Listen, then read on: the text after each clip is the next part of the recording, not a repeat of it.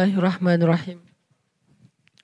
Assalamualaikum warahmatullahi wabarakatuh. Alhamdulillahirabbil alamin. Alhamdulillahilladzi hadana lihada wa ma kunna linahtadiya laula an hadanallah. Asyhadu an la ilaha illallah wahdahu la syarikalah wa asyhadu anna Muhammadan abduhu wa rasuluhu la nabiyya ba'dah. Radina billahi rabba wa bi Muhammadin nabiyya wa bil islami dina. Rabbi syrah li sadri wa yassir li amri wahlul 'uqdatan min lisani yafqahu qawli. Teman-teman sekalian, para pemuda Bandung dan sekitarnya, ya, pemuda Bandung dan sekitarnya yang dirahmati Allah Subhanahu wa taala. Pada malam ini adalah perjumpaan pertama kita setelah Ramadan. Dan untuk pertama-tama saya ingin mengucapkan kullu am wa antum bi khair.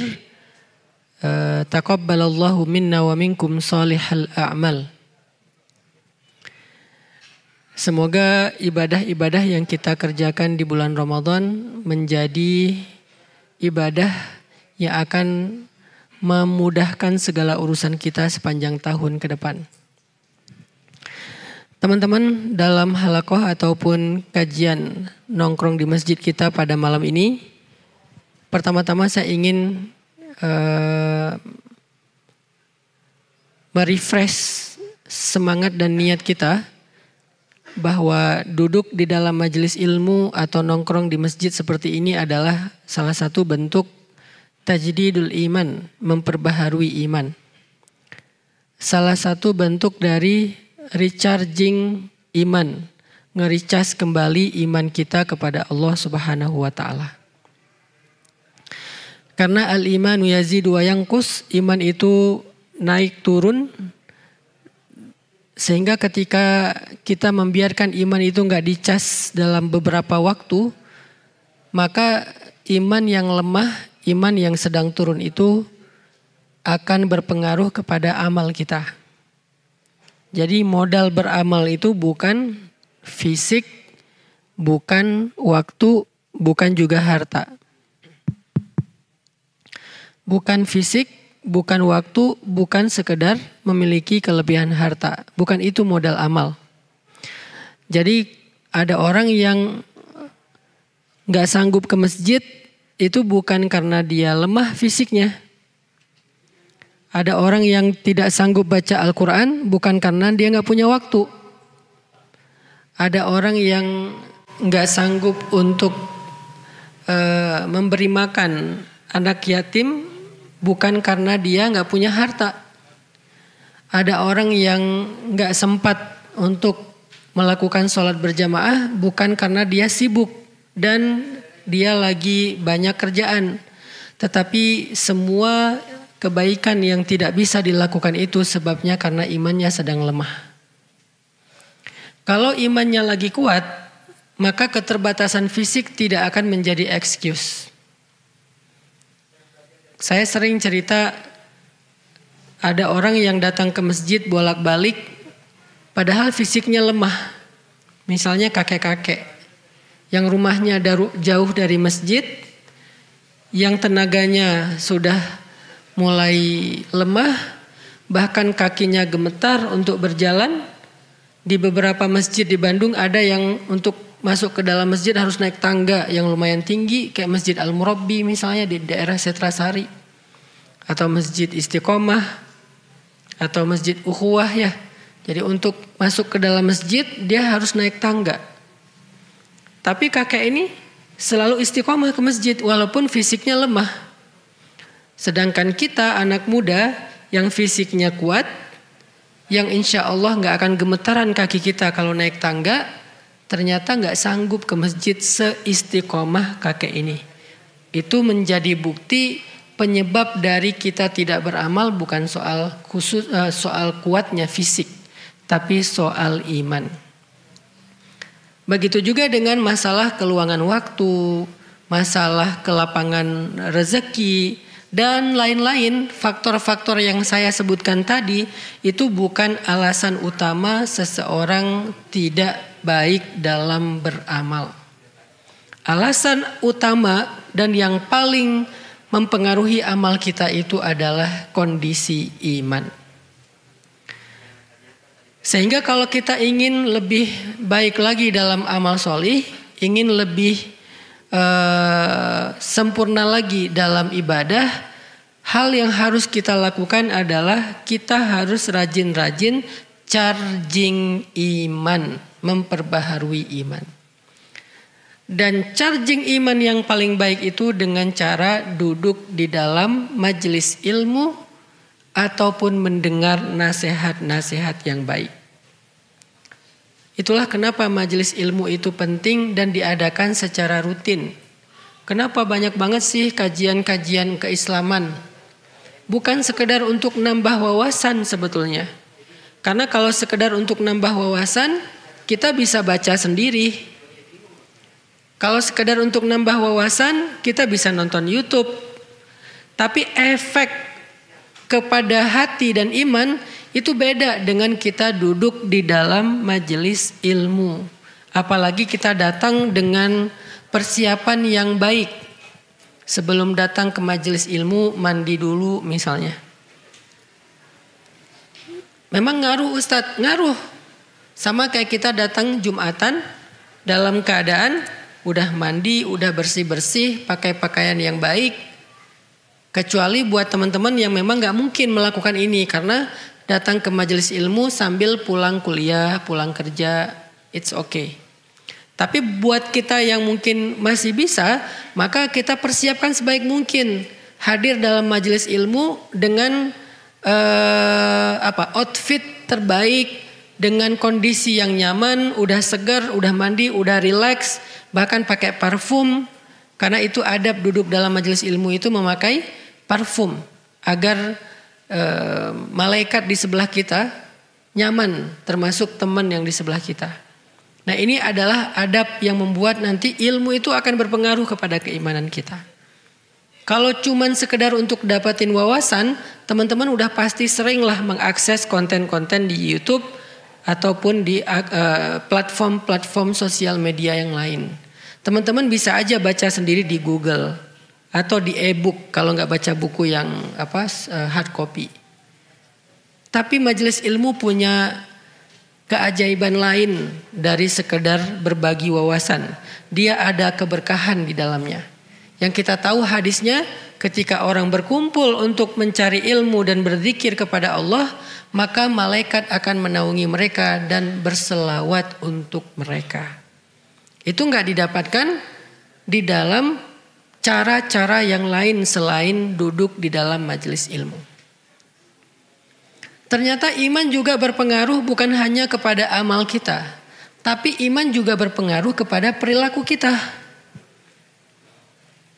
Dalam Islam iman itu core. Dia itu asalah, dia itu akar dari banyak hal dalam hidup kita. Jadi kalau dibahasakan dengan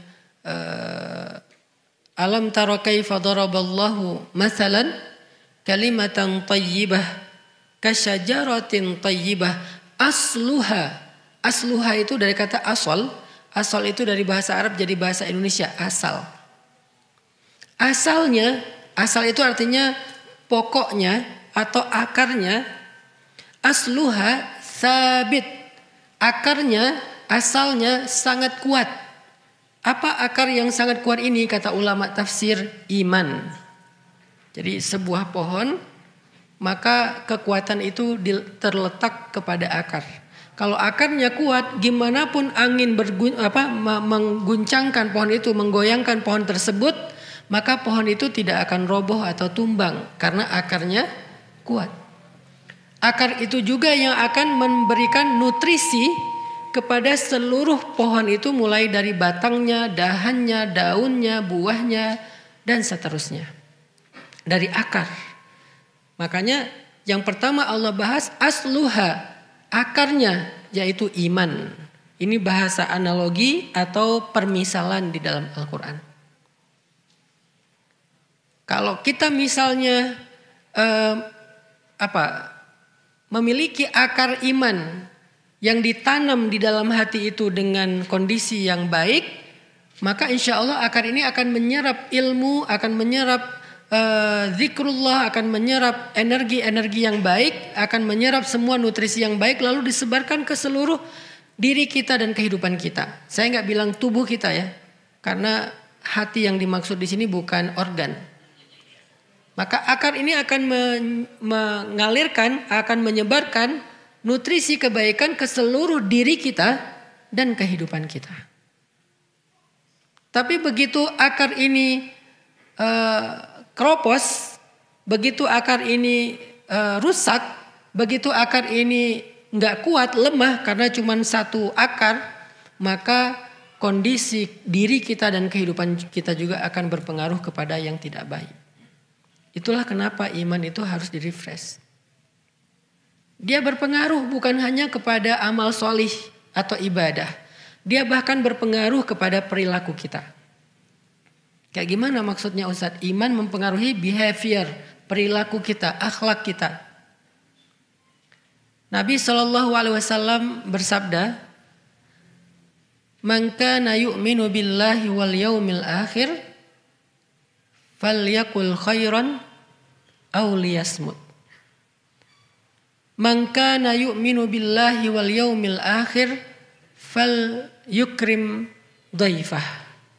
Man kana yu'minu billahi wal yaumil akhir fal yukrim atau fal yuhsin ila jarih atau fal yukrim jarah. Kalimat awalnya sama, man kana yu'minu billahi wal yaumil akhir. Tapi dampaknya beda-beda. Yang pertama, siapa yang beriman kepada Allah dan hari akhir, hasilnya hendaklah dia berkata-kata baik atau diam. Itu perilaku. Kalimat yang lain, hadis yang lain, siapa yang beriman kepada Allah dan hari akhir, hendaklah dia memuliakan tamunya. Itu juga perilaku. Siapa yang beriman kepada Allah dan hari akhir, hendaklah dia berbuat baik kepada tetangganya. Itu juga perilaku. Artinya perilaku, akhlak dan karakter kehidupan kita sehari-hari ternyata dipengaruhi oleh kondisi iman. Terutama dalam kondisi-kondisi sulit. Kalau kondisi normal mungkin gak ketahuan nih betapa penting peran iman dalam mempengaruhi perilaku. Gak ketahuan kalau kondisi normal. Kayak gini, ini normal nih. Gak ketahuan. Ketahuannya pas lagi kondisi sulit atau ada ujian. Dalam kehidupan sehari-hari misalnya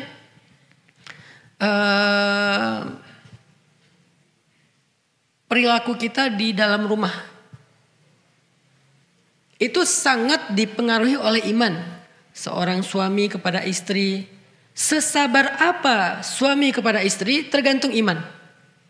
Sesayang apa suami kepada istri tergantung iman. Selembut apa suami kepada istri tergantung iman. Bukan tergantung kita orang mana. Jangan sampai saya kan orangnya kayak gini. Saya itu dari Sumatera. Saya itu orang Makassar. Saya itu orang Surabaya, Jawa Timur. Saya orang Madura. Saya orang Aceh. Saya orang Medan nih. Bentar. Coba lihat Umar itu orang apa? Umar itu orang Quraisy. Dari suku Khuza'ah. Orang yang sangat keras dan kasar. Jadi kalau alasannya saya orang Medan, Umar mungkin lebih Medan dari kita. Sebelum ada iman. Saya orang Madura, Umar mungkin lebih Madura dari kita. Saya orang Aceh, Umar lebih Aceh dari kita. Saya orang misalnya Surabaya, apapun lah alasan background suku, Umar lebih daripada kita dalam urusan keras, kasar. Makanya dikenallah Umar dengan orang yang ghalidun syadid.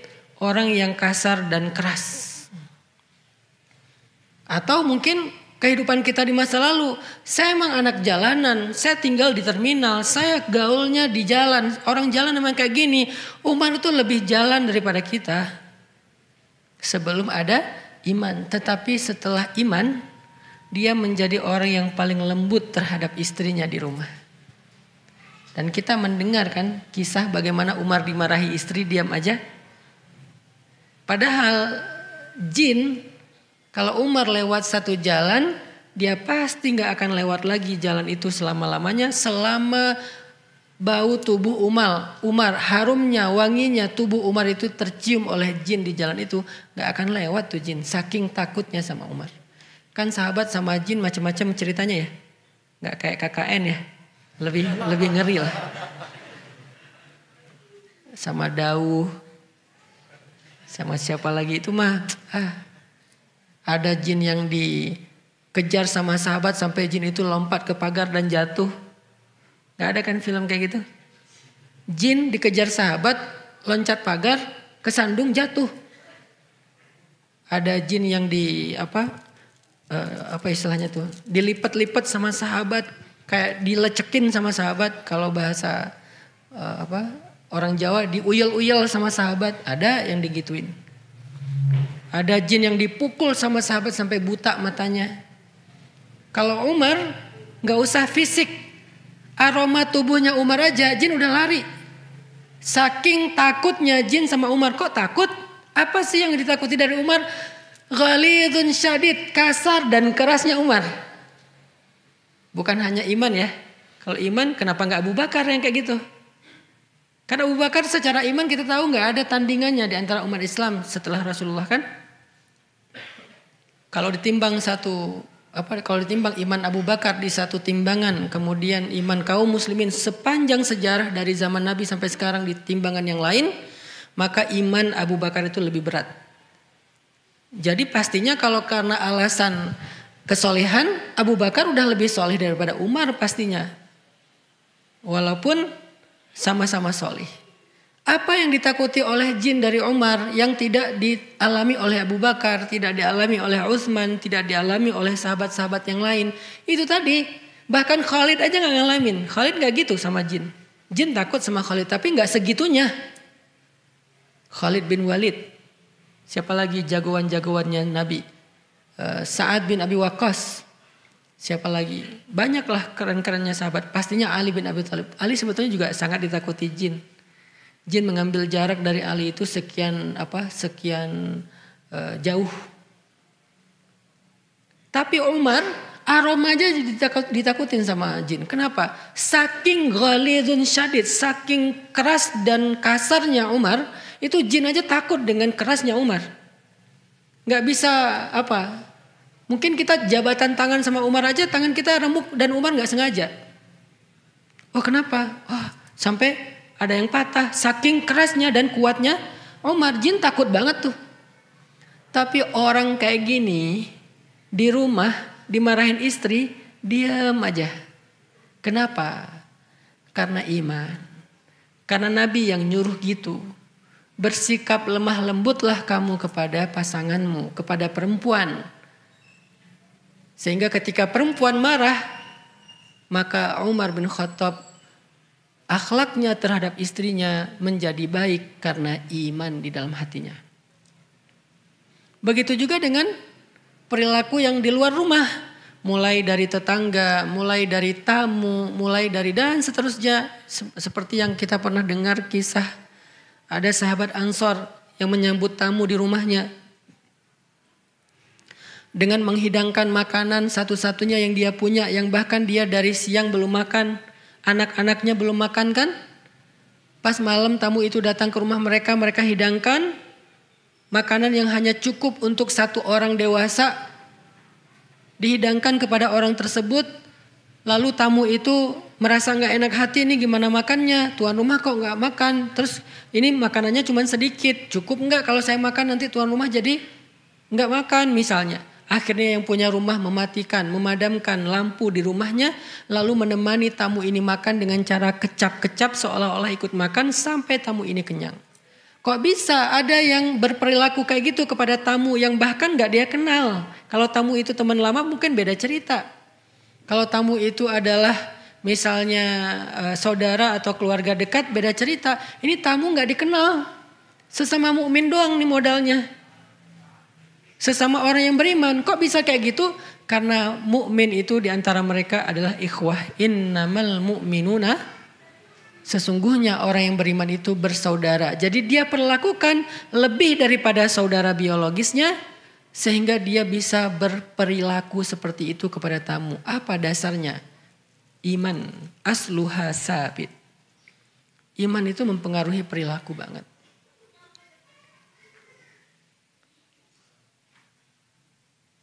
Iman itu mempengaruhi mental.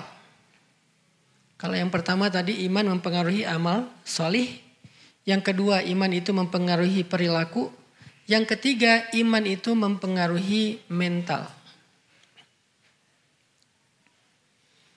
Arti mental, kuat enggak kuatnya kita dalam menghadapi masalah itu tergantung iman. Ada orang yang masalahnya kecil tapi dia bilang, kenapa cuman saya yang diginiin Allah? Allah enggak adil. Saya udah enggak kuat lagi. Saya pengen mati aja. Dan seterusnya keluh kesah yang seolah-olah dia merasa dialah orang yang paling susah di muka bumi. Sebetulnya dia bukan orang paling susah di muka bumi. Dia lagi lemah iman. Karena kalau dia mau fair, dia mau objektif, pasti dia akan menemukan banyak orang di luar sana yang lebih susah daripada hidupnya.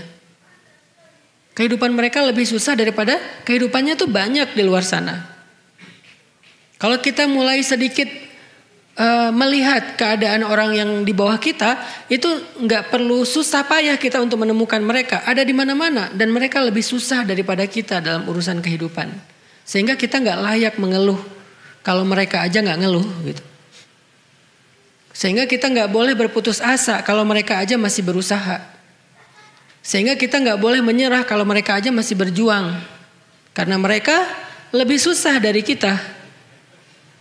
Tapi kenapa kita berkeluh kesah seolah-olah kita merasa orang yang paling susah dalam hidup di dunia? Iman. Mentalnya nggak kuat. Hanya masalah perasaan, nggak jadi nikah, diputusin, ditolak lamaran, dan seterusnya. Dicuekin, nggak diberikan harapan, atau malah ditikung temen dalam urusan perasaan nih. Apa yang menjadikan seseorang bertahan, survive, bahkan kemudian sukses, sementara yang lain hampir bunuh diri, ada yang bahkan bunuh diri terus nggak berhasil. Apa yang membedakan mereka? Apakah masalahnya? Enggak. Masalahnya hampir sama di antara mereka. Yang membedakan mereka kekuatan iman yang mempengaruhi mental mereka. Jadi kalau hari ini banyak yang mengalami masalah mental atau mental illness, apapun namanya, mau bipolar, mau skizo, mau apapun namanya, maka harusnya hal yang perlu kita kuatkan adalah akar dari diri kita. Akar dari diri kita itu ada di dalam hati, namanya iman. Itu yang harus dikuatkan. Namanya masalah, semua kita punya masalah pasti. Ustadz punya masalah, pasti punya. Masalah kita itu setiap hari, cuman ada yang masalahnya pas satu fase masalahnya kayak naik banget, jadi banyak banget masalah kayak nggak beres-beres. Ada aja bertubi-tubi, ada fase yang landai, tapi tetap ada masalah, cuman nggak seperti yang fase tadi. Ngalamin, semua kita ngalamin, bukan saya doang, bukan teman-teman doang, kita semua ngalamin fase kayak gitu. Apa yang membuat bertahan? Dalam rumah tangga nih buat yang udah nikah. Ada fase ketika kayaknya lagi nyaman, tiba-tiba turun sampai gak kebayang di bawahnya tuh. Kayak gak kebayang, aduh kok berat banget, aduh kok sesek banget kayak orang nyelam. Ada kalanya lagi kayak terbang gitu, slow, santai, bisa lihat view yang indah. Ada kalanya turun tapi masih nyaman karena ada di daratan atau di permukaan air. Ada kalanya nyelamnya cuma 5 meter, enak juga. 10 meter, 20 meter, udah mulai kayak ditekan, sesek, sakit kepala, telinga bunyi nguing-nguing, ya. Ada kalanya yang seperti itu, sehingga pengen nyerah, pengen naik ke permukaan cepat-cepat dan ninggalin pasangan kita di bawah. Ada. Apa yang membuat orang bertahan? Iman. Iman kayak gimana maksudnya? Iman yang mengajarkan dia bertahan. Karena iman akan mengatakan, la tai'asu min rahmatillah. Jangan berputus asa dari rahmat Allah. Inna nasrallahi qarib. Pertolongan Allah itu sudah dekat. Bertahan, sabar. Pertolongan Allah itu sudah dekat. Allah itu pasti nolong hambanya yang sabar. Gak mungkin dianggurin, gak mungkin ditinggalin, gak mungkin dicuekin, itu gak mungkin. Iman yang bilang kayak gitu, gak mungkin. Ketika kita mengatakan, kok bisa sih Allah ninggalin saya? Pasti bukan iman yang ngomong itu. Yang ngomong itu siapa? Syak, keraguan. Kan lawannya iman keraguan kan? Wa minan nasi man yaqulu amanna billahi wa bil yaumil akhir wa ma hum bimu'minin. Ada orang yang mengatakan kami beriman kepada Allah, kami beriman kepada hari akhir, kata Allah, dan mereka bukanlah orang yang beriman. Mereka bilang iman tapi kata Allah enggak. Kenapa? Karena di dalam hati mereka fi qulubihim marad. Marad apa? Penyakit apa yang ada di dalam hati mereka? Raib. Dzalikal kitabu la raib. Raib. Raib itu bahasa Arab yang jadi bahasa Indonesia. Raib itu hilang. Hilang di sini artinya apa? Diragukan keberadaannya. Berarti raib itu artinya ragu-ragu. Maka lawan dari iman adalah keraguan. Ketika kita mulai meragukan kebaikan, kebesaran, keagungan, kekuasaan Allah dalam konteks masalah pribadi kita, disitulah kita dalam kondisi lemah iman dan kemudian kita akan lemah dalam segala hal. Tapi ketika kita yakin kepada Allah, keagungannya, kebaikannya, kekuasaannya, kemuliaannya dalam konteks masalah kita, disitulah kita sedang kuat iman, maka insya Allah kita akan kuat dalam segala hal, termasuk kuat mental tadi.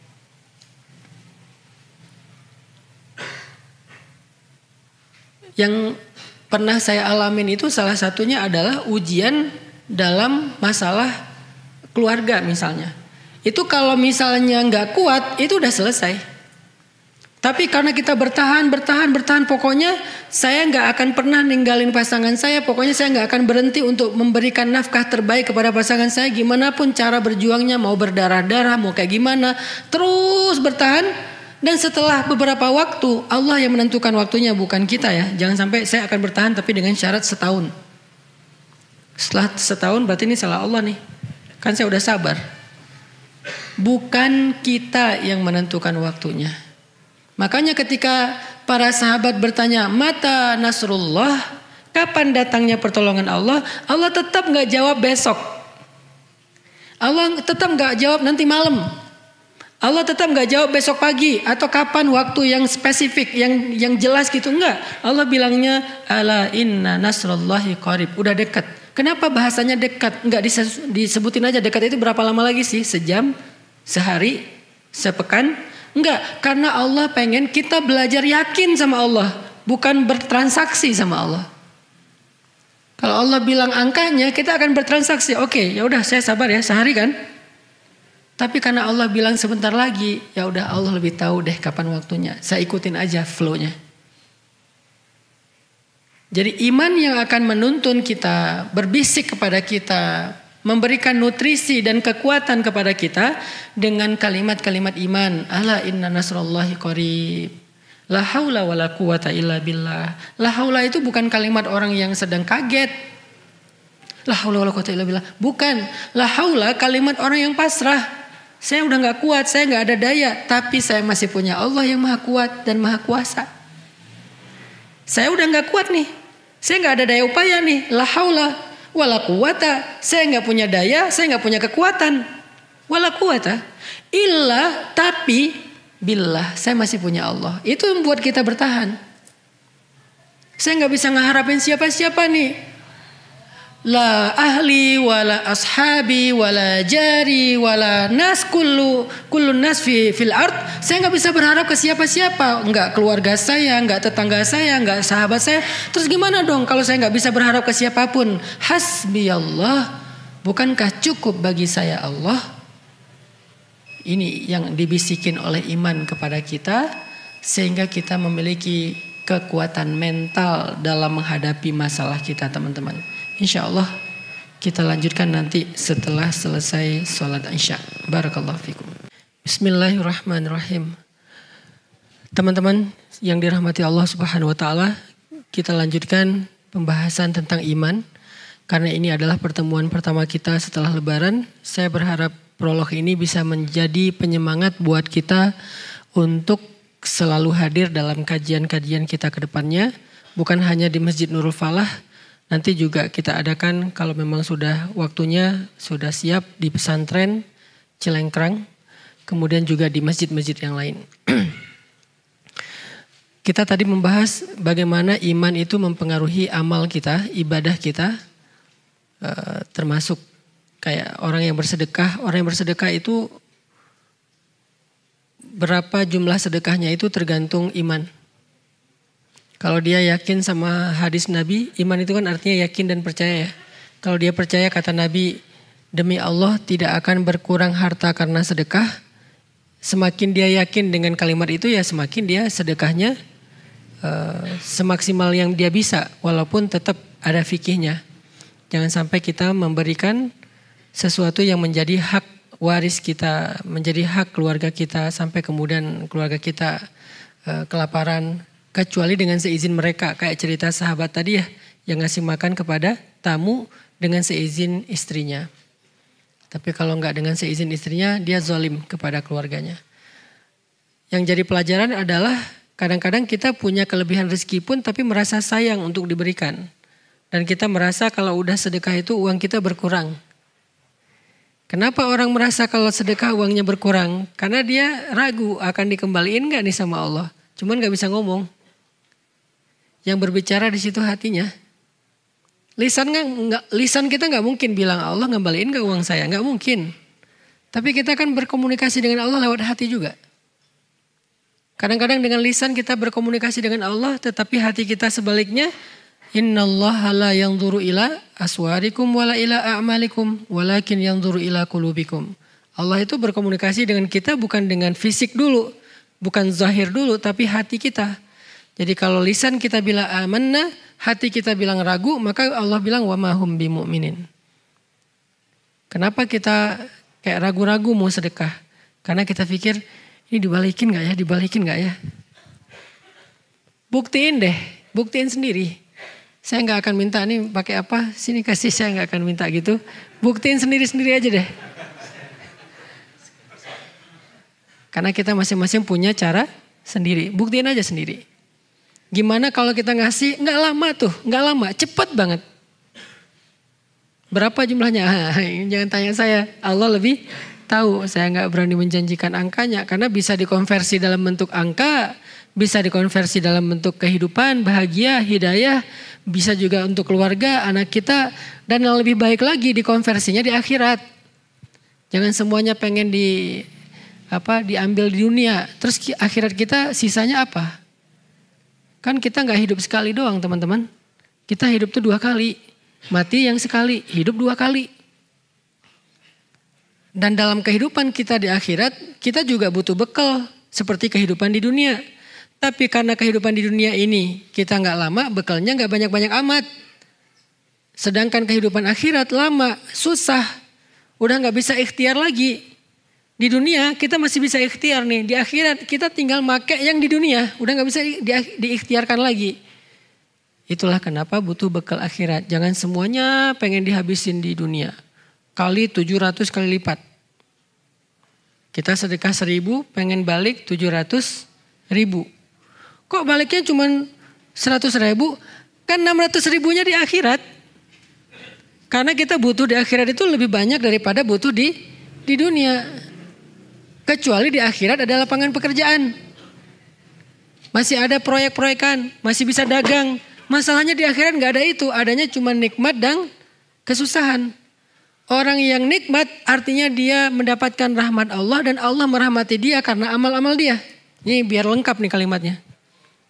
Dia tidak mendapatkan nikmat karena amalnya, tetapi dia mendapatkan nikmat karena rahmat Allah. Masuk surga karena rahmat Allah, tetapi Allah merahmati yang beramal. Kan gitu. Kita gak masuk surga karena sholat. Kita gak masuk surga karena sedekah, karena puasa, karena amal solih. Kita masuk surga karena rahmat Allah. Ya. Terus pertanyaannya, siapa yang Allah rahmati? Yang beramal solih. Gimana Allah merahmati yang berbuat dosa, maksiat dan zalim? Kalau gitu di mana keadilan Allah? Kalau Allah sama-sama merahmati yang zalim sama yang terzalimi. Orang menyakiti kita, kemudian maaf nih bahasa lebih vulgar lagi. Seorang koruptor, seorang begal, seorang perampok yang belum bertobat nih ceritanya. Mengambil hak orang lain, merampas hak orang lain, menyakiti orang lain, sama masuk surganya dengan korbannya. Terus di mana keadilan Allah? Kecuali dia sudah bertaubat. Artinya kita di akhirat itu udah nggak bisa lagi beramal, nggak bisa lagi berusaha, sehingga orang yang menyesal di akhirat pasti ngomongnya gini, ya Allah kembalikan saya ke dunia, maka saya akan melakukan ibadah, sholat, sedekah dan seterusnya. Pasti minta dibalikin ke dunia. Kenapa? Karena di dunia doang bisa berusaha kayak gitu. Sehingga apa yang kita lakukan di dunia ini kalau nggak Allah balas persis dengan angka-angka dalam persepsi logika kita, yakinlah Allah tetap ngebalas kok, cuman dikonversinya di akhirat. Sebagian dikasih ke dunia sesuai dengan kebutuhan kita. Dan Allah lebih tahu kok kebutuhan kita. Tapi yang pasti Allah balas. Dan seringnya sih cara Allah berhitung itu lebih baik daripada cara kita. Kita berhitung dikali sekian, Allah mengalinya lebih dari itu dan tidak ada batas. Seringnya kayak gitu sih. Iman yang menyuruh kita melakukan itu. Berpengaruh kepada ibadah. Kenapa kita berpuasa? Karena Allah memanggil ya ayyuhalladzina amanu. Wahai orang yang beriman. Orang yang beriman yang bisa berpuasa. Kalau nahan lapar dan haus, banyak orang yang bisa. Tapi berpuasa dengan makna yang utuh hanya orang yang beriman. Panjang lagi nanti tuh ceritanya tentang bab itu. Tahun depan deh kita bahas di bulan Ramadan. Insya Allah kalau ada umur dan kesempatan. Jadi iman mempengaruhi amal. Kalau kita amalnya lagi lemah, pasti imannya lagi lemah. Coba segera tajdid iman kita, perbaharui iman kita. Refresh iman kita. Kalau ibarat akar, siram lagi tuh akar. Kasih pupuk. Tapi kadang ada orang yang ketika dia amalnya lagi drop, dia gak tahu mau ngapain. Terus nanya, Ustadz gimana ya biar semangat beribadah? Sederhana jawabannya, tajdid iman kamu. Perbaharui iman kamu. Itu berlaku untuk semua kita. Cuman Rasulullah yang imannya stabil. Setelah Rasulullah bahkan sahabat pun imannya naik turun. Cuman naik turunnya sahabat tuh gini. Naik turunnya kita gini. Udah naik masih nurun sebetulnya. Orang yang normal naik turunnya gini. Kita naik turunnya gini. Apa naik turun kayak gini tuh? Kalau lagi turun yang wajib aja ditinggalin. Kalau lagi naik cuman yang wajib-wajib aja. Kalau yang normal, kalau lagi naik yang sunnah. Kalau lagi turun yang wajib tetap terjaga. Kalau sahabat lagi turun sunnah. Kalau lagi naik sunnahnya lebih dari itu. Artinya gak ada orang yang imannya benar-benar naiknya tuh naik tanpa turun itu kecuali Rasulullah Sallallahu Alaihi Wasallam. Selain itu ya naik turun, cuman model grafiknya unik-unik. Sebaik-baik naik turunnya ya grafiknya para sahabat. Setiap hari imannya naik, turun tetapi mengarah ke atas. Kita kalau bisa kayak gini nih, itu udah keren sih. Naik amal soleh yang sunnah-sunnah ditambah. Pas turun yang wajib gak ditinggalin. Kalau pas turun yang wajib ditinggalin, pas naik yang wajib dikerjain itu juga gak khusyuk-khusyuk amat. Ya udah pasti kayak gini nih. Ke arah ke bawah. Lagi naik nih imannya. Mulai salat wajib. Naik iman salat wajib. Kebayang gak lagi turun? Karena harusnya turun iman salat wajib. Naik iman salat sunnah. Naik iman baca Al-Ikhlas. Kebayang gak turunnya? Lagi alhamdulillah lagi semangat nih. Qul huwallahu ahad. Naik iman. Turunnya baca kitab yang lain kali ya. Nah ini artinya iman mempengaruhi ibadah. Iman mempengaruhi perilaku tadi. Kayak misalnya Abu Bakar pernah marah sama orang. Gara-gara apa marah? Gara-gara ya wajar sih marah. Gara-gara orang itu memfitnah putri kesayangan Abu Bakar dengan fitnah yang keji. Yaitu selingkuh atau zina. Lebih parahnya lagi orang itu ternyata selama ini sering dibantu sama Abu Bakar. Seringnya bukan berarti seminggu sekali, hampir setiap hari dibantu sama Abu Bakar. Dibantu ini, dibantu itu, terus saja. Bahkan bisa dibilang dia udah kayak dinafkahi Abu Bakar tuh. Tega-teganya memfitnah Aisyah.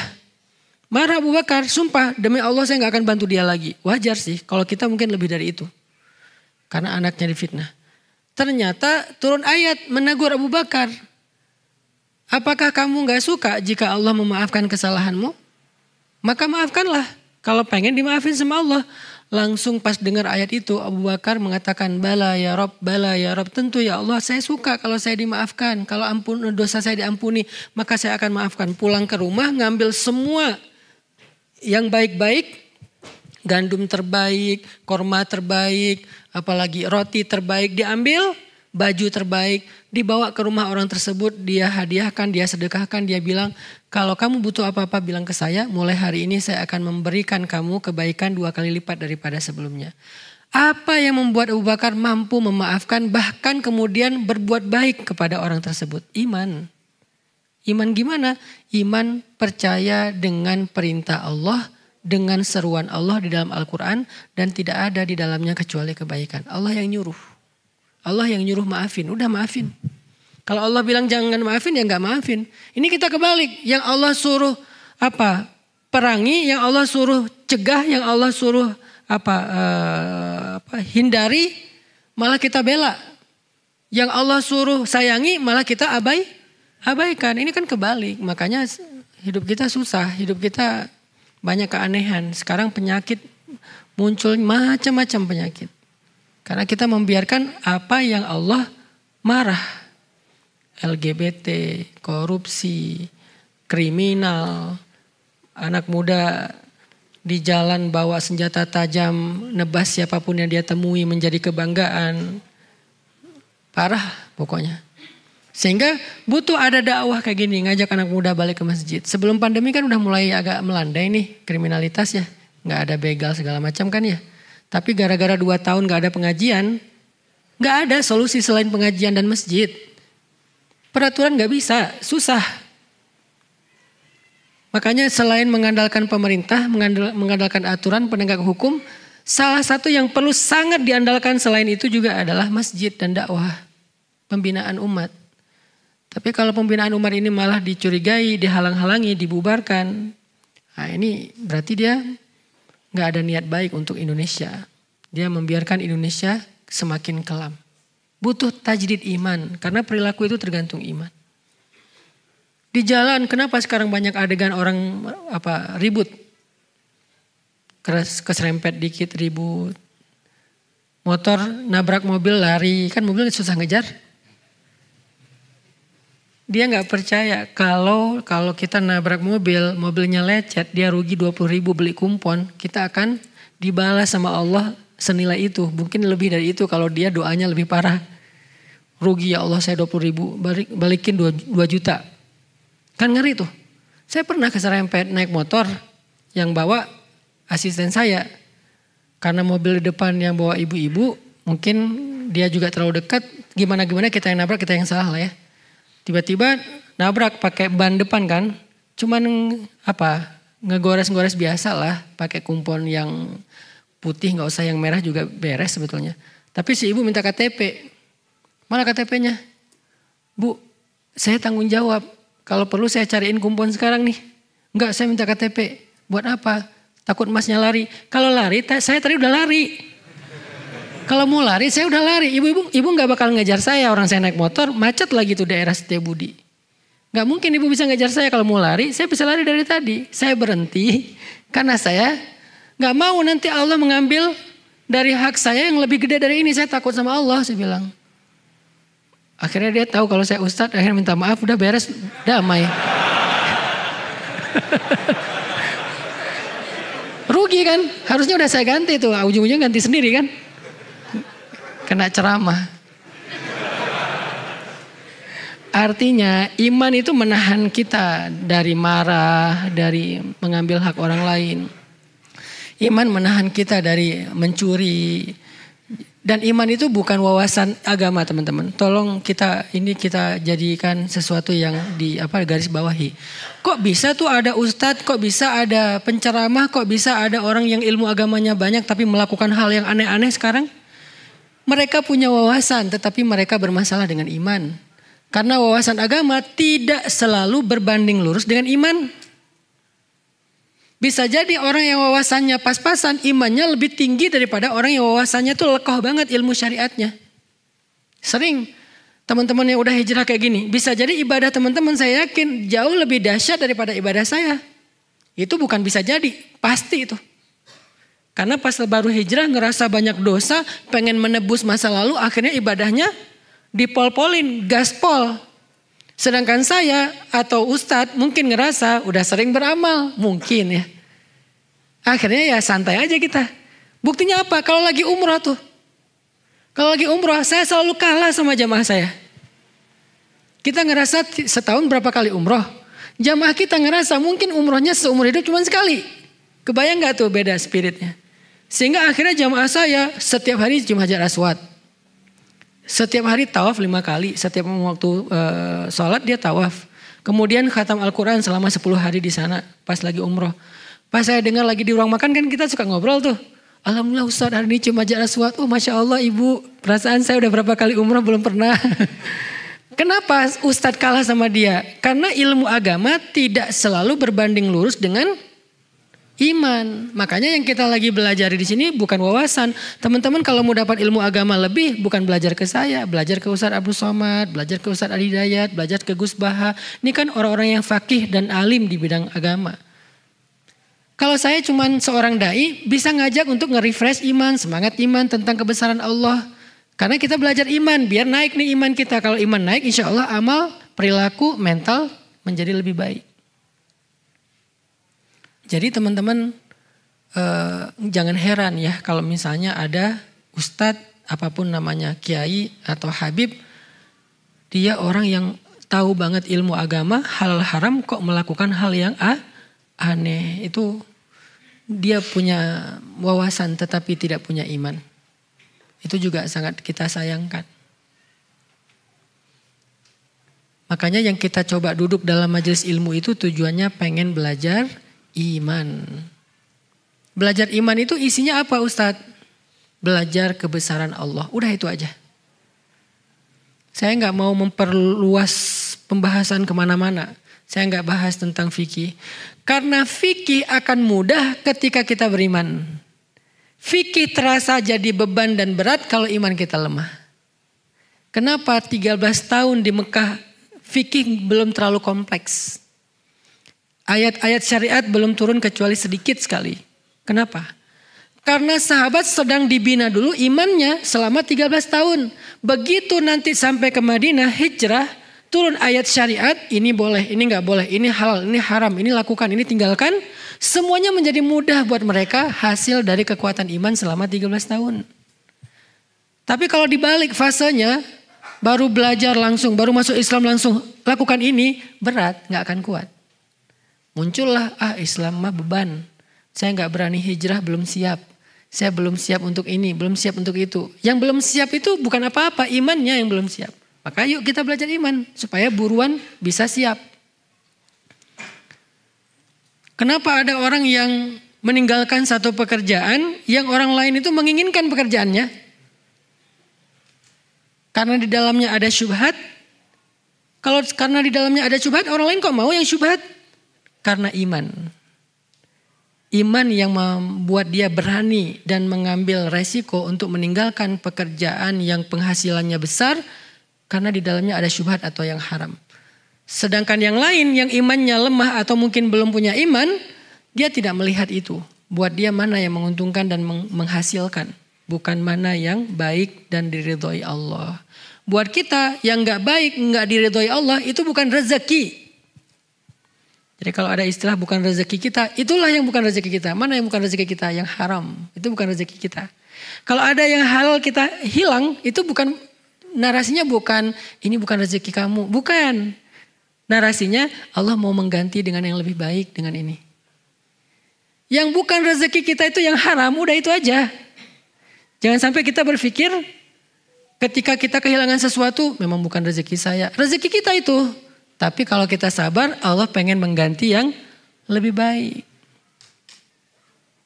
Yang bukan rezeki kita itu yang haram atau yang syubhatnya kebanyakan. Kalau yang syubhat-syubhat dikit di zaman ini agak susah.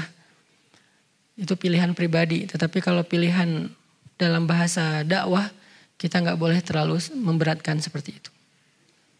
Yang jelas-jelas haram itu bukan rezeki kita. Sehingga kita tinggalkan. Nanti makan apa? Iman yang akan menjawab. Bukankah Allah yang ngasih makan? Sehingga ketika seorang ulama ahli ibadah berangkat haji, setelah setelah istri dan anak-anaknya ridho, tidak meninggalkan nafkah kecuali untuk kebutuhan 3 hari. Lalu ketika mereka udah lapar, istrinya ngeluh kepada anak perempuannya. Kamu sih yang menyemangati ayah buat haji. Akhirnya sekarang kita gak tahu mau makan apa, gak ada yang menafkahi kita. Anak perempuannya yang solehan nanya kepada ibunya. Ya ummah, wahai ibu. Ayah kita itu Ar-Razzaq atau Akilur Rizki. Pemberi rezeki atau pemakan rezeki. Ayah itu pemakan rezeki atau pemberi rezeki. Kata ibunya, ya sama dengan kita. Akilur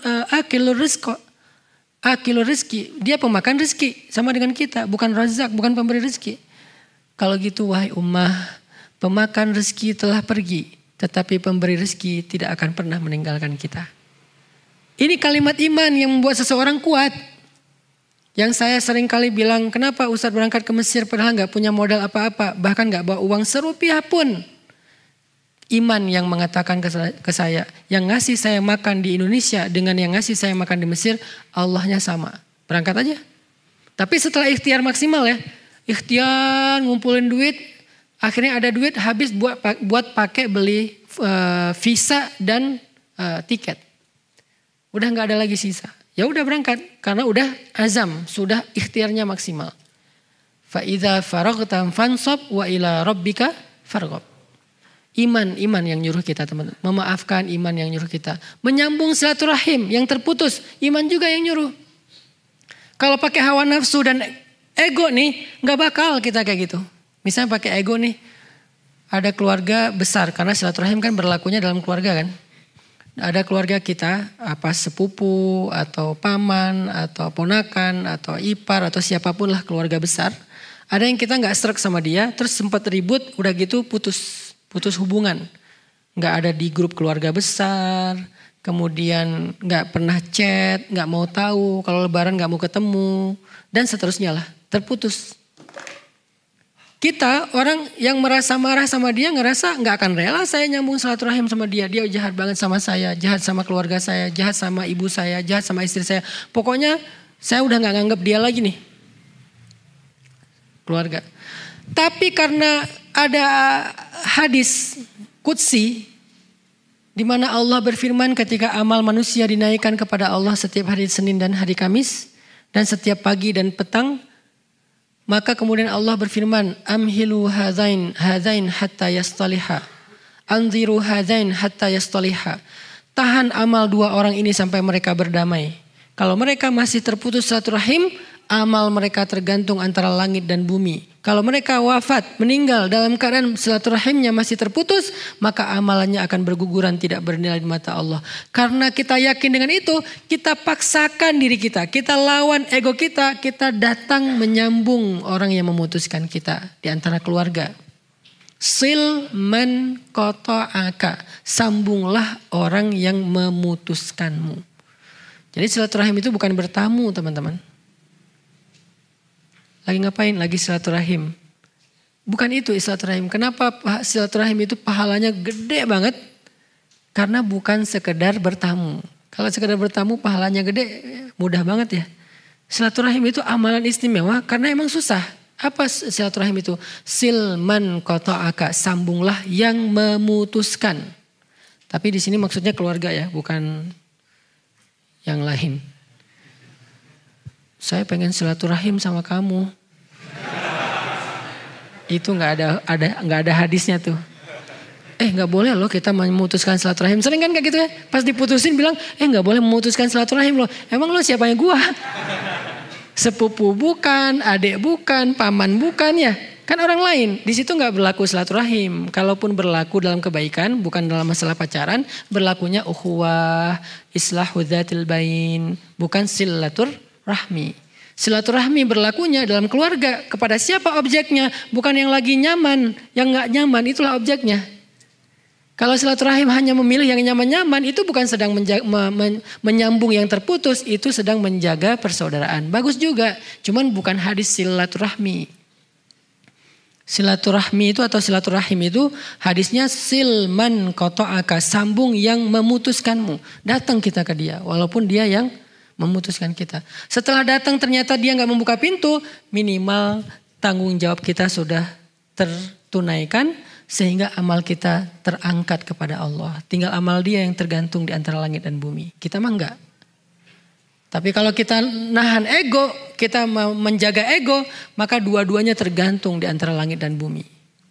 Siapa yang menyuruh kita berbesar hati, lapang dada, ringan bebannya? Iman. Alam nashrah laka sadrak. Bukankah kami telah melapangkan dadamu? Apalagi? Alam nashrah laka sadrak wa wada'na 'anka wizrak. Kami turunkan bebanmu. Alladzi anqadha dhahrak, yang memberatkan punggungmu. Wa rafa'na laka dzikrak, dan kami tinggikan derajatmu. Kayak gimana cara biar dada kita lapang? Apa arti dada lapang, teman-teman? Ada yang tahu nggak? Apa arti dada lapang? Apa? Gak ada beban? Bukan. Karena kalau ada ikhlas, beda. Apa? Memaafkan. Ridho. Oke. Semuanya mirip-mirip.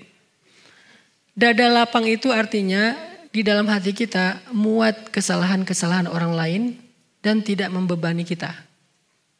Kesalahan orang lain itu masih masuk dalam hati kita, tidak bikin kita sesek. Itu namanya lapang dada. Kalau satu ujian, satu musibah, satu kesalahan orang lain udah bisa bikin kita nyesek, itu sempit dadanya tuh. Maka dia perlu banyak-banyak berdoa, Rabbi syrah li sadri, ya Allah lapangkan dada saya, Rabbi syrah li sadri. Itu bukan doa sebelum ngomong doang itu. Sebelum ceramah, sebelum public speaking, sebelum ketemu orang, Rabbi syrah li sadri wa yassir li amri. Bukan doa buat itu doang. Ketika kita ngerasa satu kesalahan pasangan kita udah bikin kita nyesek, pasti dada kita sempit. Ustaz gak ngerasain sih, bentar. Kadang ada masalah kecil, tapi kita ngerasanya udah besar. Kenapa? Karena tempat di dada kita kecil. Kadang ada masalah besar, tapi rasanya kecil, karena tempat di dalam hati kita itu lapang. Contoh, ruang masjid ini. Ruang masjid ini kalau diisi 1000 orang, kira-kira gak usah 1000 orang deh.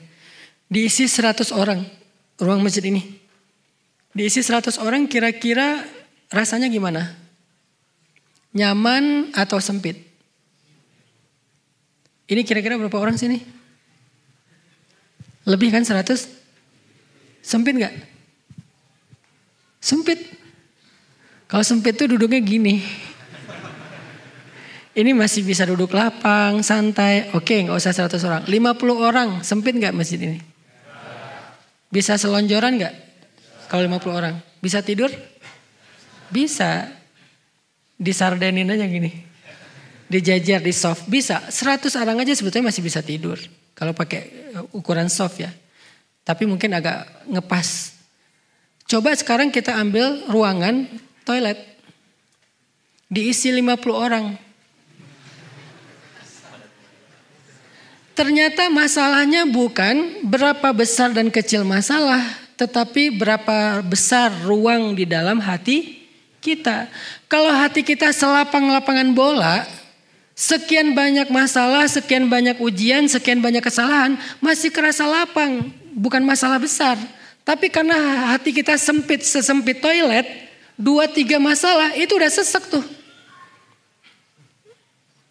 Makanya orang yang alam nasyrah laka sadrak berarti orang yang siap dengan berbagai macam masalah karena dadanya lapang. Nabi itu syarhus sadar banget. Lapang banget dadanya. Sehingga beliau gak mudah terganggu dengan omongan orang-orang lain. Yang buat Nabi sedih itu bukan celaan mereka. Nabi gak terpengaruh dengan celaan mereka. Orang Quraisy mencela beliau, menghina beliau, memfitnah beliau. Itu gak ngaruh kepada hati beliau. Yang bikin beliau sedih, mereka gak beriman, menolak kebenaran. Itu yang bikin Nabi sedih. Nabi sedih untuk mereka, bukan untuk dirinya. Jadi jangan pernah, Nabi juga kan sedih Ustaz kalau dicela. Enggak. Kata siapa Nabi sedih kalau dicela? Nabi sedih kepada orang yang mencela, bukan karena celaannya. Kalau kita sedih karena celaannya, orang itu celaka, senang kita. Nabi sedih karena tahu orang yang mencela itu akan celaka. Yang dicela itu kekasih Allah.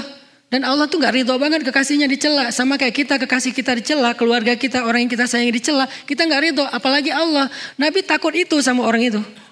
Kasihan dia mencela saya. Ntar kalau Allah marah gimana? Kasihan dia menghina saya. Ntar kalau Allah murka gimana?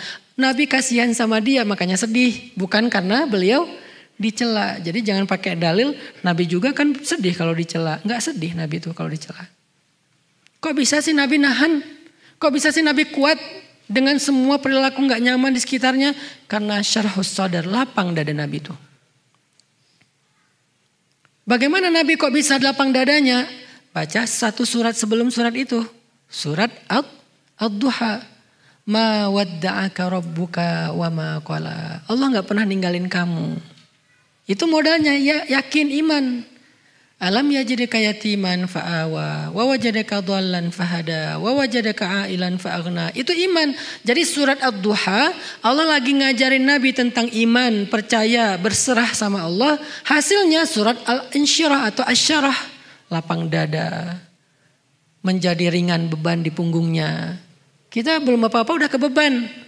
Beban itu artinya tanggung jawab. Baru dikasih tanggung jawab sedikit udah merasa aduh saya gak sanggup. Baru dikasih amanah dakwah sedikit, aduh saya gak mampu. Kenapa kita ngerasa lemah dan tidak sanggup mengambil beban? Karena kita tidak percaya Allah. Kalau kita percaya Allah kita ambil tuh beban. Di dalam dakwah pemuda hijrah saya udah sering mentarbiyah para santri-santri tarbiyah. Kalau Allah kasih kita beban ambil aja. Nanti Allah mampukan. Kayak sekarang sekolah rimba gratis. Orang heran. Sekolah gratis Ustaz. Gratis. Benar-benar gratis. Benar-benar gratis. Pendaftarannya aja gak ada biaya. Apalagi pembangunan, SPP gak ada itu. Sekarang udah masuk angkatan kedua. Beban gak? Beban lah. Terus beban itu saya timpakan ke guru. Enggak juga lah. Guru mah tetap profesional. Di atas UMR. Gak boleh gurunya mentang-mentang yayasan dapat beban sekolah gratis, ya guru ikhlas aja ya. Kan kita sekolah gratis. Saya gak mau gitu. Terus siapa yang ambil beban? Saya bersama tim saya di yayasan. Kita harus ambil beban ini. Biar saya yang cari nafkahnya. Mereka biar fokus mengajar. Anak-anak biar fokus belajar. Saya cari nafkah sebagai ayah misalnya. Anak saya belajar, istri saya yang penting ngurus rumah, ayahnya cari nafkah. Kan kita sebagai laki-laki kan gitu kan? Ar-rijal. Salah satu di antara karakteristik rijal, cowok, kesatria, kuwatut tahammul, kuat mengangkat beban. Makin besar beban yang dia angkat berarti dia kesatria sejati. Kalau kita bilang kita kesatria tapi gak ada beban dalam hidup yang kita angkat, kita bukan kesatria, kita manusia biasa. Sampai kapan Ustadz? Ada yang bilang gini, biasanya sih cuma tahun pertama doang untuk branding, engagement. Nanti tahun kedua mulai bayar, tahun kesekian bayarnya mahal. Sampai saat ini saya masih berpikir, insya Allah selama saya mampu dan saya yakin Allah akan memampukan, itu akan gratis saja sampai kuliah. Saya pengen membuktikan ya, sekolah gratis yang berkualitas itu bisa kita wujudkan kok dengan dakwah. Tapi berkualitas bukan berarti gratis terus cuma pakai garasi orang, nggak ada tuh. Gratis berkualitas. Lahannya 9 hektar. Kemudian konsepnya alam, setiap anak dikasih satu kapling tanah buat mereka farming. Nanti kita sedang cari domba-domba yang bagus buat satu anak tuh megang satu domba. Jadi namanya farming dan mengurus ternak itu bukan simulasi pas lagi mau menjelang liburan doang sesekali. Terus masuk dalam foto, ini sekolah kami ada program ini. Enggak, setiap hari ada. Saya bilang kepada kepala sekolah, kalau boleh saya meminta setiap hari ada farming, setiap hari, karena itulah pendidikan sejatinya, bukan cuma teori. Ini kita lagi nyari vendor yang cocok buat bikin kolam renang, coba sekolah gratis ada kolam renang, kolam ikan 2. Kemudian ada ternak domba, ada ternak ayam, ada farming, 1 orang 1 kapling. Kalau lagi panen, mereka ambil itu daun sayur dari kaplingnya, bawa pulang ke rumah hadiah buat ibu. Mama, Umi, ibu, ini hadiah dari aku, dari kebun di sekolah. Gratis. Gak bayar. Dapat telur kampung dari ayam yang diternak, bawa pulang ayam, pakai pita, ikat. Mama pulang sekolah bawa hadiah. Mana sekolah kayak gitu coba? Yang bayar sekian puluh juta aja belum tentu bisa kayak gitu kan? Akhirnya karena di sekolah nggak ada program kayak gitu, pergi ke mall, ke PVJ, cuma mau ngasih makan kelinci. Bayar pula. Udah kita yang ngasih makan, bayar. Tapi kan namanya juga objek wisata ya, wajar. Nah, ada berkuda, ada stable. Ada stable sendiri, bisa berkuda sendiri. Silakan. Di program nanti jadwalnya biar teratur. Belajar berkuda gratis. Coba teman-teman sekali berkuda bayar berapa? Gak usah di jauh-jauh Cisangkuy deh. 1 putaran doang. Yang ada kuda yang dikasih pelana yang bendera Amerika itu. 1 putaran 50.000. Itu bukan belajar berkuda. Itu lagi pengen tahu rasanya naik kuda.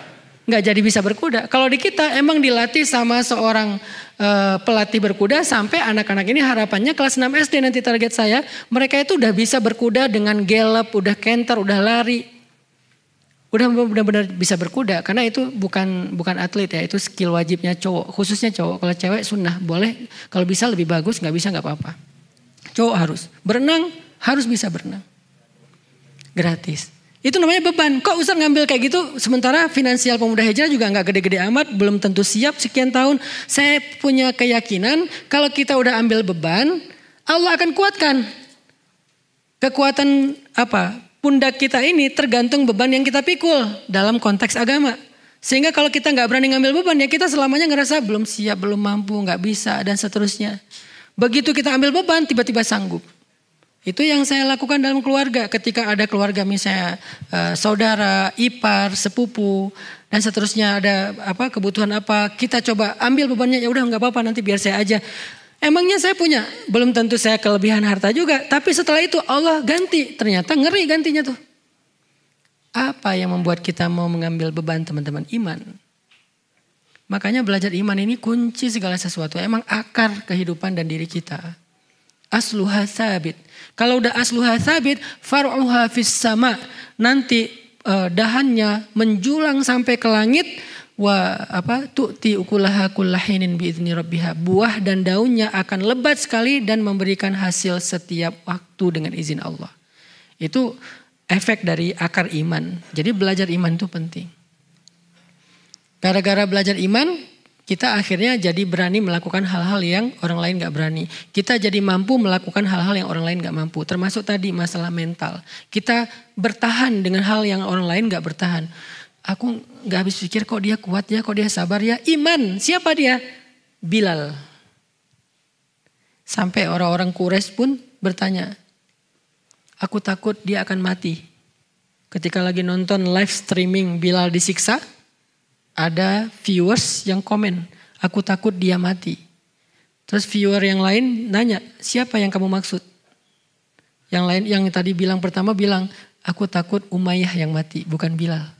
Ternyata yang ditakutkan akan celaka dan mati ketika dalam adegan penyiksaan Bilal, bukan Bilal tapi Umayyahnya.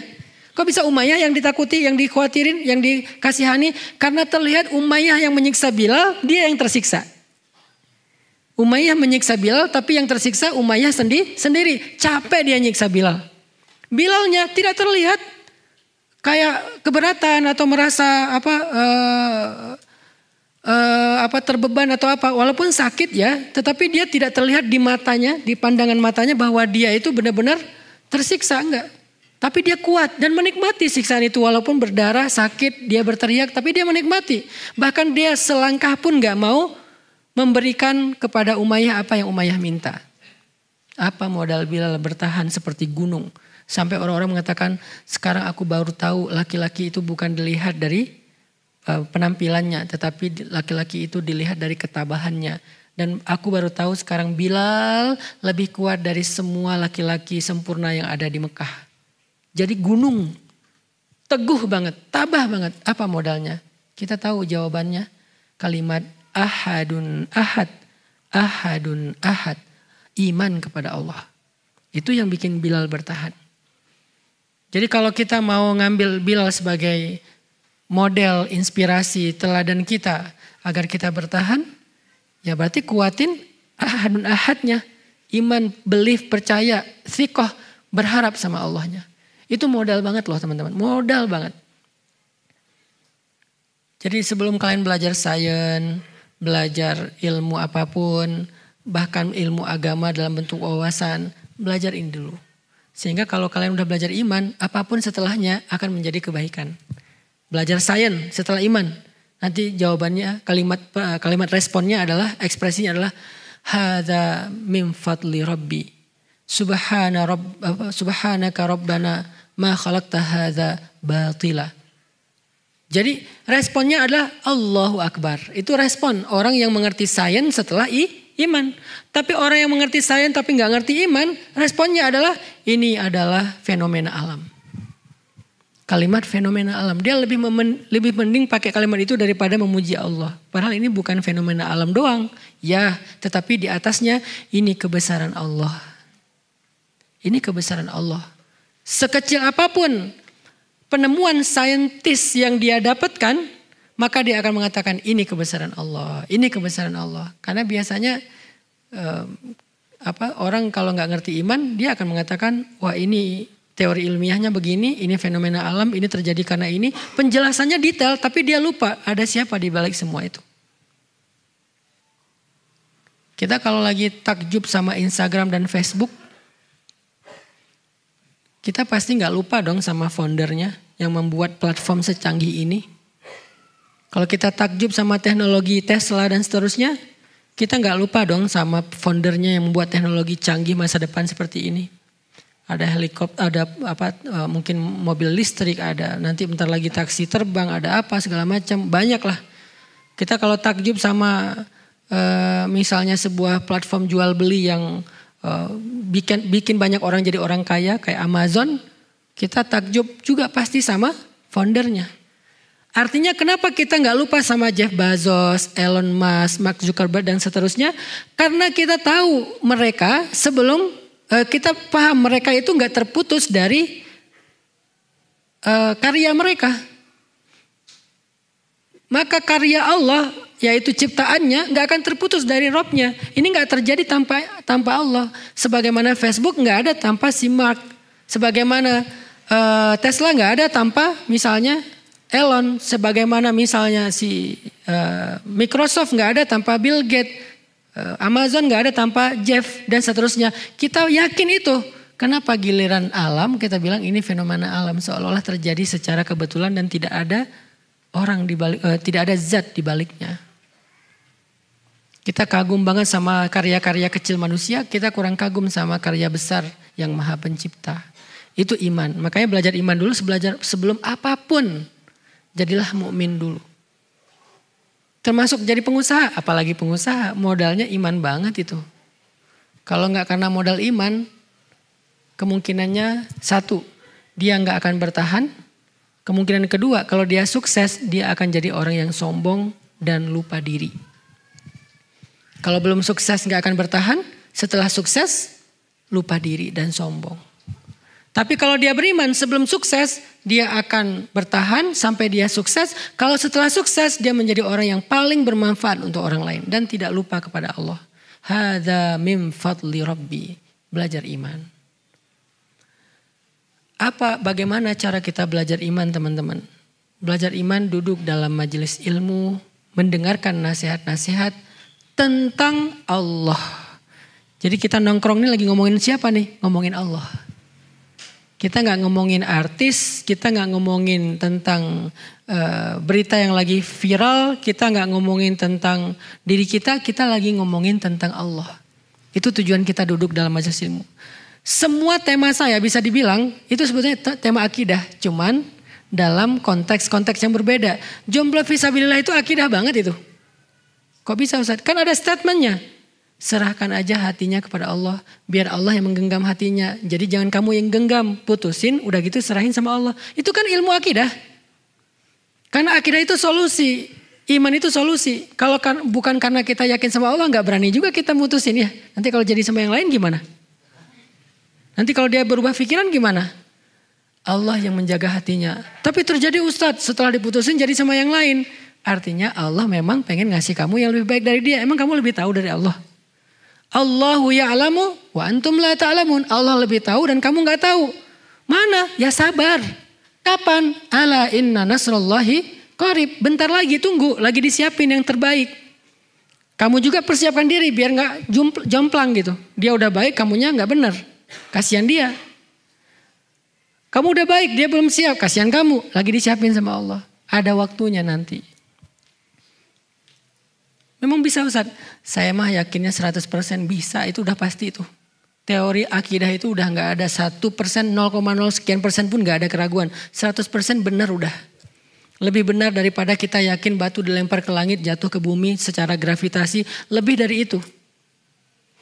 Itu kita yakinnya ada sisa ragu gak? Kalau kita lempar barang nih. Ini saya lepaskan jatuh ke tanah gak nih? Masih ada yang meragukan? Kayak gitu aja kita yakinnya 100%.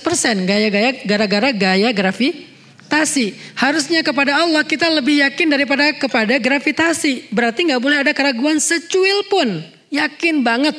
Lebih yakin daripada benda yang saya jatuhkan nanti pasti akan jatuh ke tanah atau ke lantai. Lebih yakin dari itu. Kalau lebih yakin dari itu, falimal ya's. Kenapa berkeluh kesah? Kalau lebih yakin dari itu, kenapa harus berkeluh kesah? Udah tenang aja, ada Allah. Itu kan kalimat yang sering-sering saya ulang-ulangi.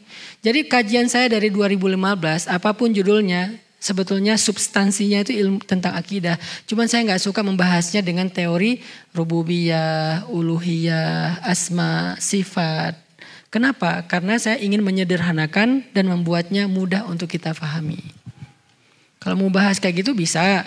Kita tinggal buka kitab akidah, kita tinggal ikutin kurikulum tentang bab akidah, ma'rifatullah. Banyak.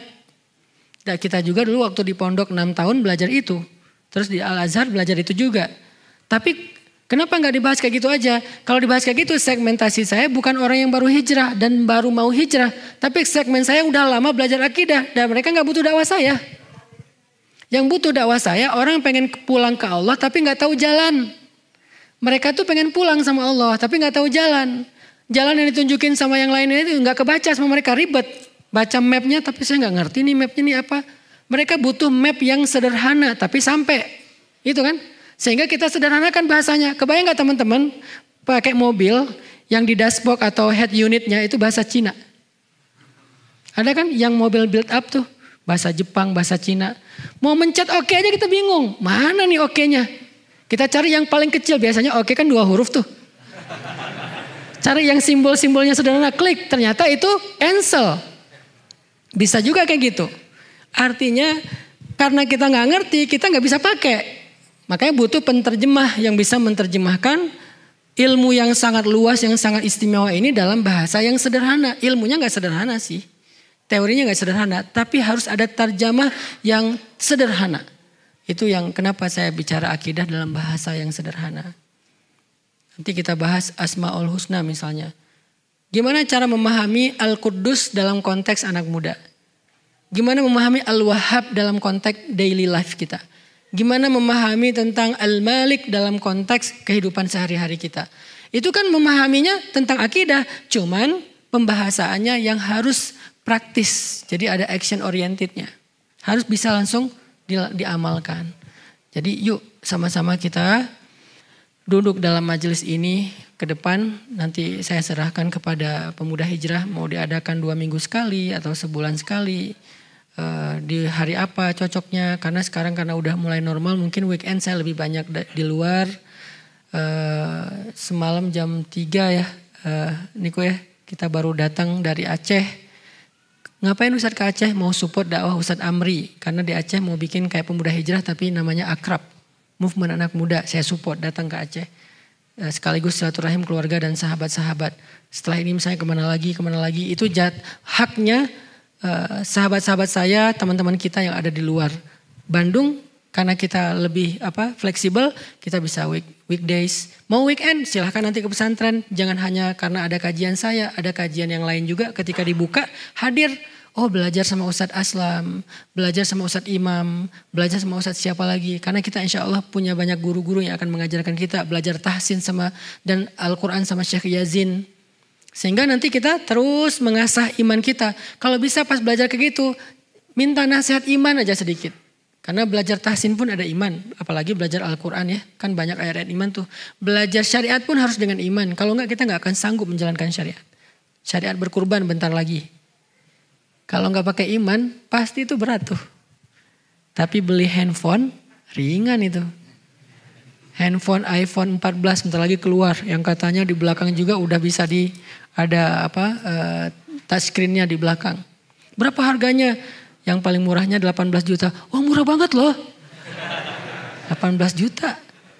Kalau yang Pro Max 30 juta. Oh dapat yang kayak gini 30 juta. Worth it banget ya. Giliran kambing, domba cuman 4 juta yang ideal. Kita anggap maaf ya saya belum sanggup. Saya bukan orang yang mampu dan segala macam. Ada aja excuse-nya. Apa masalahnya? Iman, bukan mampu nggak mampu.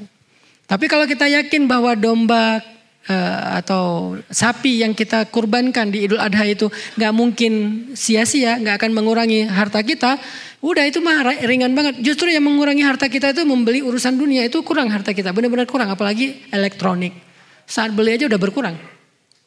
Kendaraan baru beli udah turun. Kecuali aset-aset mungkin dia agak stabil atau cenderung naik. Tapi kalau kendaraan, elektronik kan baru beli juga udah turun. Karena berstatus second kan, baru beli juga. Gak lagi berstatus baru. Sejak dibuka wrappingnya atau kotaknya udah berstatus second. Dan udah langsung turun harganya. Walaupun belum kita install apa-apa. Buka aja nih wrappingnya nih. Udah harganya turun 50 ribu, 100 ribu. Baru buka doang wrappingnya. Belum saya pegang kok handphonenya, tapi ini udah kebuka nih. Handphone belum dipegang, udah kebuka gini, udah turun. Tapi insya Allah kalau fisabilillah, salah satunya berkurban, nggak kayak gitu teorinya. Tapi kok kita nggak yakin sih, kok kita nggak gregetan sih, kok kita nggak semangat sih? Tadi masalah iman sama Allah. Kalau kita udah bukan hanya naiknya itu sejak kita niat udah naik tuh harta kita. Niatnya benar ya. Saya tahun ini pengen domba. Yang udah biasa domba, tahun ini saya pengen sapi. Baru niat nih, udah naik harga. Udah naik derajat, udah naik pahala. Jadi pahala niatnya doang. Udah gitu kita beli. Belum disembelih, baru dititipin. Udah naik lagi pahalanya. Disembelih sama kita, apalagi kalau kita bisa menyembelih sendiri. Lebih keren lagi. Saya sih pengen bikin tren ya tahun ini. Bagi yang mau aja. Yuk kita belajar menyembelih domba sendiri. Nanti di pesantren, bentar lagi kita akan bikin tarbiyah menyembelih domba. Gak usah sapi dulu deh, domba dulu aja. Buat anak muda yang sudah mau menyembelih domba tahun ini, berkurban domba, tolong usahakan mulai tahun ini kalau bisa nih ya bagi yang serius nih. Mulai nyembelih sendiri deh biar sempurna ibadahnya. Jangan disembelih orang. Kan biasanya masalah di Idul Adha itu susah nyari jagal ya. Jagal laris manis tuh. Dari pagi nyembeli sampai malam tidur gak sengaja. Saking laris refleks gitu kan. Wah kerjaannya siang-siang wah sepanjang. Tuh air to grul tuh anak saya yang paling kecil gara-gara ngelihat saya nyembeli. Sampai hari ini asal digendong. Saya gendong dia. Udah gitu salah. Takbir dulu. Allahu Akbar. Nggak gini dia. Kalau gini berarti dia salah. Karena dia ngelihat kita udah dapat tarbiyah tentang cara menyembelih yang benar. Gini caranya. Mau pakai pedang palsu, mau tangan saya juga nyesel. Aduh salah nih saya nunjukin ke Ertugrul. Jadi tahun ini dia saya suruh main aja deh. Gak usah lihat lagi saya nyembelih. Karena ntar. Artinya mulai tahun ini bisa nggak nih anak muda Bandung duluan nih. Kan biasanya tren dari kita kan. Anak muda Bandung, kalian yang udah bisa berkurban satu domba, usahakan nyembelih sendiri. Nanti dari panitia tinggal nyiapin bilah pisaunya aja nih. Datang kan biasanya kita nonton domba yang kita punya kan. Nah sekarang jangan cuma nonton, apalagi sampai bilang saya nggak kuat lihat darah. Cewek ngomong gitu oke. Kita ngomong gitu nggak kuat lihat darah. Astagfirullahaladzim. Belajar tahun ini kita kuatkan, karena kalau rame-rame biasanya lebih kuat kan. Kalau sendiri kan nggak ini ya, nggak tega kan, kita orangnya lembut sih.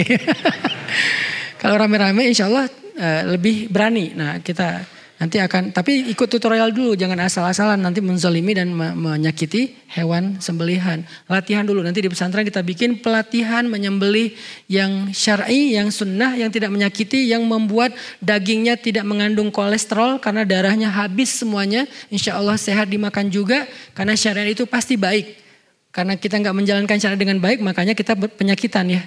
Nah itu nanti kita latihan bareng-bareng. Setelah itu yang mau menyembelih ngerasain sensasi dan kebaikan menyembelih yang dialami oleh Nabi Ibrahim, Nabi Muhammad, kita rasain sendiri nih, bukan cuma dengar cerita. Yuk bareng-bareng kita lakukan tahun ini. Sehingga semuanya bisa menyembelih jadi cowok sejati. Ya. Yang perempuan Ustadz memang bukan kayak gitu syariatnya, makanya titipin ke cowok. Tapi gak ada cowoknya, makanya jangan tolak kalau datang. Ya. Kalau ada yang datang terima. Itu aja, barakallahu fikum. Bismillahirrahmanirrahim. Ya Allah, ampunkanlah dosa kami. Dosa kami setelah Syawal, mungkin kami tidak seperti Ramadan. Di bulan Ramadan kami rajin ke masjid. Di bulan Syawal kami mulai jarang. Di bulan Ramadan kami membaca Al-Quran. Di bulan Syawal mungkin sampai hari ini belum khatam. Di bulan Ramadan kami menahan diri dan hawa nafsu. Di bulan Syawal kami tidak mampu. Di bulan Ramadan kami rajin itikaf, betah di rumahmu. Tetapi di bulan Syawal kami lebih betah di rumah kami. Ya Allah, maafkan kesalahan kami ya Allah. Tidak ada niat kami untuk meninggalkanmu dan lebih tertarik dengan Ramadan. Sesungguhnya Ramadan itu adalah syariatmu. Ramadan telah pergi tetapi engkau bersama dengan kami. Ya Allah, istiqomahkan kami dalam ketaatan seperti bulan Ramadan. Walaupun kami berada di bulan-bulan yang lain. Sehingga ketika kami istiqomah dan dawam, engkau juga akan selalu menemani kami dan merahmati kami. Ya Allah, berkahilah majelis kami ini dengan majelis yang penuh rahmat, yang di dalamnya kami belajar iman tentang engkau. Tambahkanlah iman kami lewat majelis ilmu. Jangan biarkan kami termasuk orang-orang yang ragu kepadamu.